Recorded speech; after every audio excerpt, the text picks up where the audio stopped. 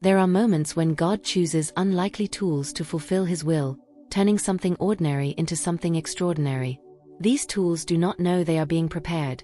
They simply live, breathe, and do what they must to survive. There is no warning, only a silent call that demands action. I am Jael, a woman of the desert, without titles, without glory, without weapons.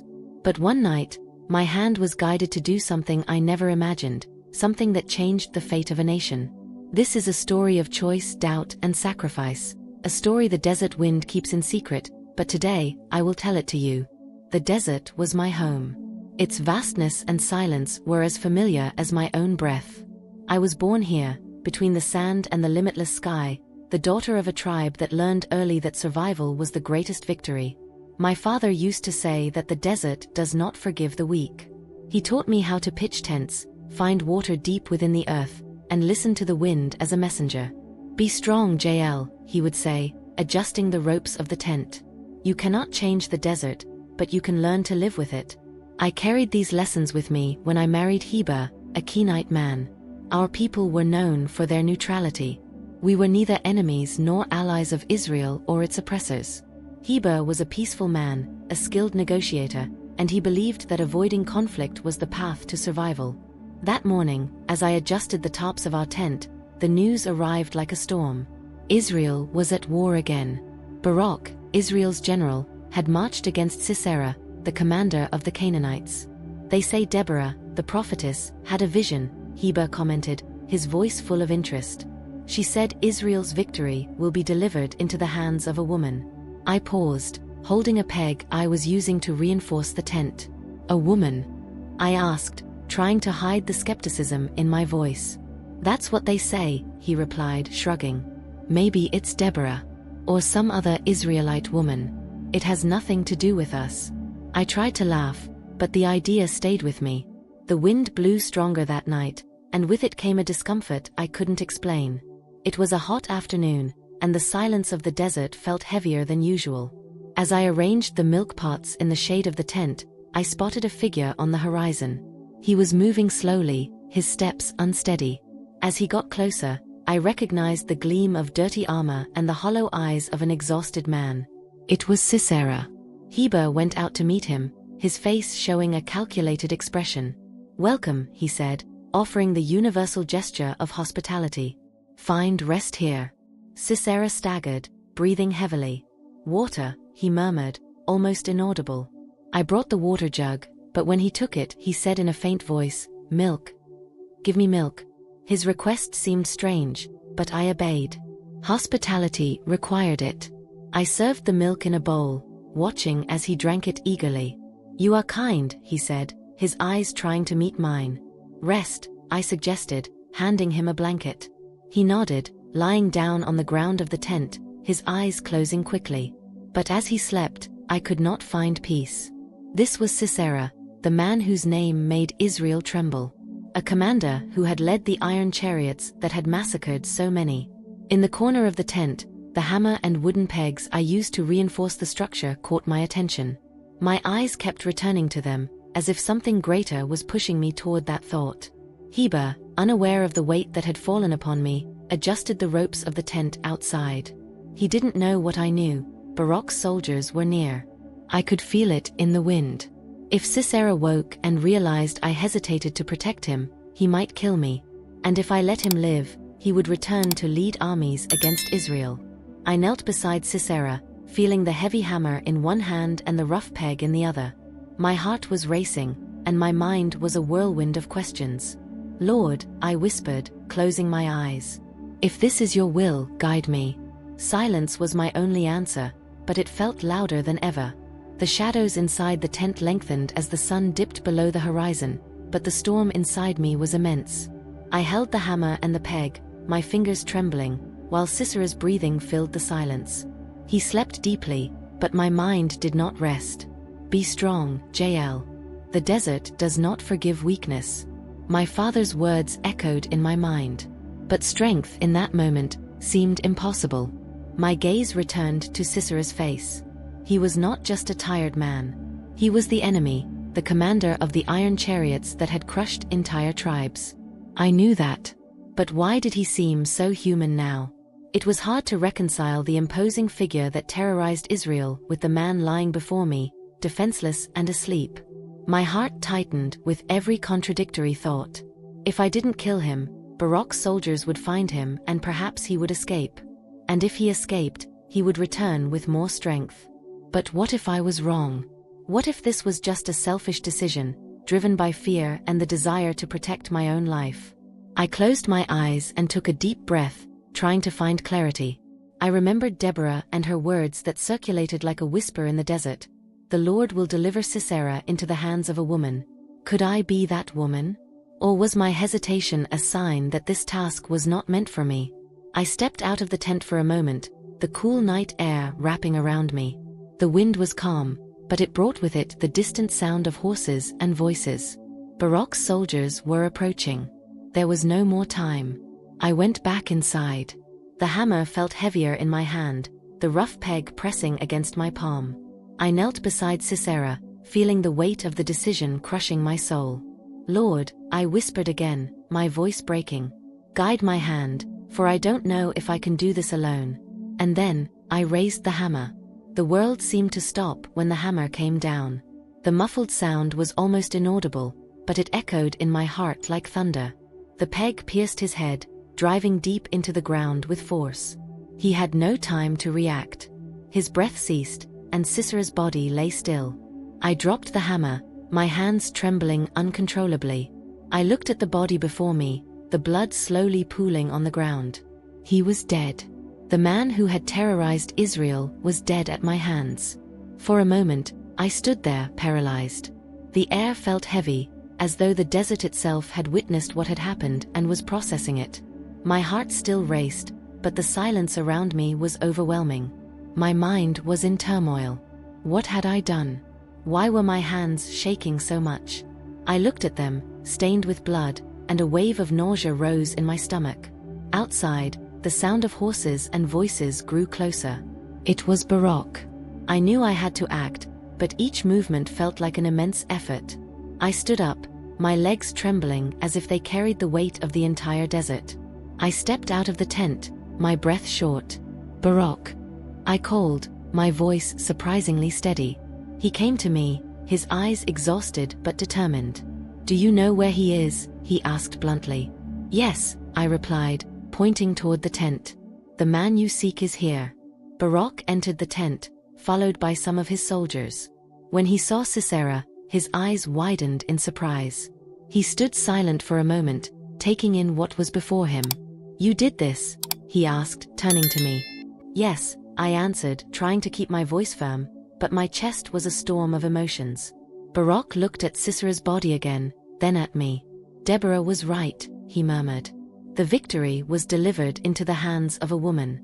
His soldiers began to murmur, some bowing their heads in reverence. But I barely heard them. The hammer seemed to still be in my hands, heavy and unyielding. You saved Israel today, Barak said, placing a firm hand on my shoulder. Your name will be remembered forever. These words did not bring comfort. As the soldiers removed Sisera's body, I stood there, staring at the blood-stained ground. My name would be remembered, but for what? For justice? For betrayal? For courage? I didn't know. And maybe I would never know. As the soldiers removed Sisera's body from the tent, I remained still, unable to move. The hammer and the peg lay on the ground, but they seemed to weigh more than ever, as if they were still in my hands. Barak stepped out of the tent and looked at me. His eyes were full of curiosity and something I couldn't identify. Respect? Admiration? Or perhaps something darker? Jael, he said, his voice calm but filled with intensity. Did you know this would be his fate? The question hung in the air like a blade. I wanted to answer clearly, but the truth was, I didn't know either. After a moment of silence, I replied, I knew he couldn't live. Barak nodded slowly, as if processing my words. He seemed to understand something that I didn't fully comprehend. Deborah prophesied that the victory would be delivered into the hands of a woman, he continued, his voice low. But I never thought it would be like this. He looked to the horizon, where the first rays of the sun were beginning to rise, painting the desert in vibrant red. You changed everything, he said finally, more to himself than to me. The sound of horses interrupted the moment. More soldiers arrived, bringing news of Israel's complete victory. But while they celebrated, all I could think about was the shadow Sisera left behind, not only in my tent, but in my heart.